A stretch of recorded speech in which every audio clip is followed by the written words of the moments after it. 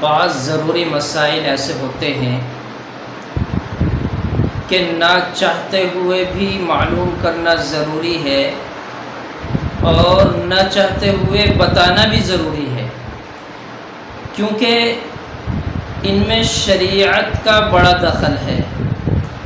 اگر ہم نے مسائل معلوم نہ کیے اور انجانے میں اس کام کو کرتے رہے تو گناہ کبیرہ کے مرتکب ہوتے ہیں۔ ان میں سے ایک مسئلہ حالت حیض میں اپنی بیوی سے جمع کرنا ہے، اور اس میں بہت سارے ہمارے بھائی ملوث ہیں، اور اس کی وجہ یہ ہے کہ ہمیں مسئلے کا علم نہیں۔ فرض کیجئے کہ عورت کے حالت حیض کے 4 دن ہیں، مہینے کے 4 دن متعین ہیں یا 6 دن متعین ہیں، تو ان 6 دنوں میں شریعت مطہرہ نے ہمیں حکم دیا ہے کہ ہم اپنی بیویوں کے پاس نہ جائیں، جمع نہ کریں۔ اور اگر ہم نے ایسا کیا، یعنی حالت حیض میں جن دنوں خون جاری رہتا ہے ان دنوں میں اگر ہم نے بیوی سے صحبت کر لی تو ہم گناہ کبیرہ کے مرتکب ہوں گے۔ تو اس لیے ہمیں ان باتوں سے پرہیز کرنا چاہیے۔ ایک بات یہ ہے کہ عورت کو تو معلوم ہے کہ میرے ایام حیض چل رہے ہیں، لیکن مرد کو معلوم نہیں۔ مرد نے لا علمی کی وجہ سے، اس کو معلوم نہ ہونے کی وجہ سے بیوی سے صحبت کر لی، اور بیوی نے بتایا بھی نہیں، اس کو معلوم تھا لیکن بتایا نہیں، تو اس صورت میں شوہر گنہگار نہیں ہوگا، بیوی گناہ کبیرہ کی مرتکب ہوگی، اس کو گناہ کبیرہ میں ملوث ہونے کا گناہ ملے گا۔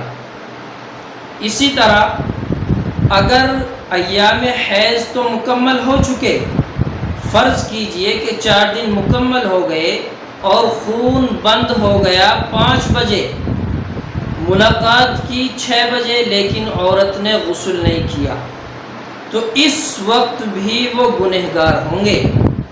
یعنی خون بند ہونے کے بعد غسل نہ کیا، غسل کرنے سے پہلے اگر جمع کر لیا تو بھی گنہگار ہوں گے دونوں۔ ہاں، بعض چیزیں ایسی ہیں جو ہمیں کرنی چاہیے، ہم نہیں کرتے، ہم ان چیزوں میں بچتے ہیں جو غیروں کا رواج ہے، غیروں کا طریقہ ہے۔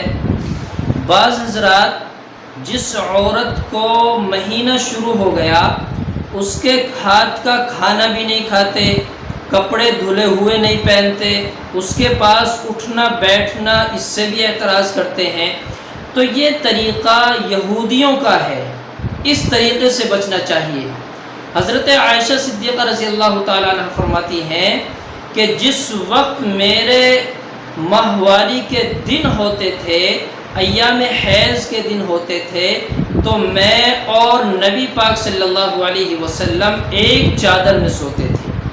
کہنے کا مقصد یہ ہے کہ نبی علیہ السلام میرے پاس رہتے تھے، یعنی کہ ہاتھ کا کھانا، پاس بیٹھنا، یہ چیزیں غلط نہیں ہیں، صرف جمع کرنا غلط ہے۔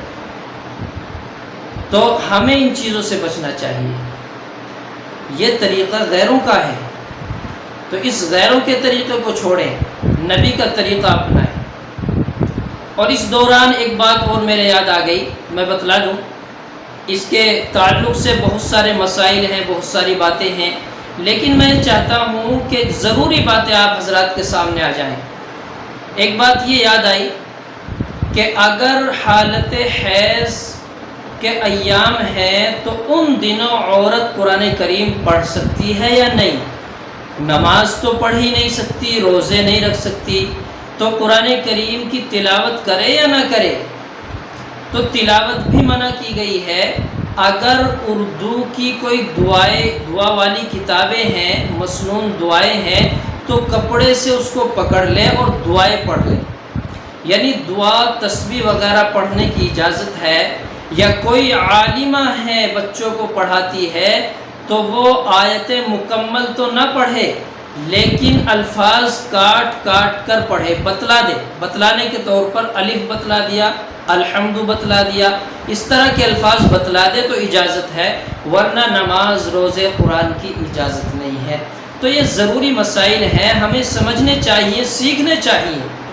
بالکل بھی دینی مسائل میں شرم کرنے کی ضرورت نہیں ہے. ایک بات اور بتلا دوں، شرم دو طرح کی ہے، بات سمجھنا غور سے. ایک شرم ہمیں جنت میں لے جائے گی اور ایک شرم جہنم میں لے جائے گی.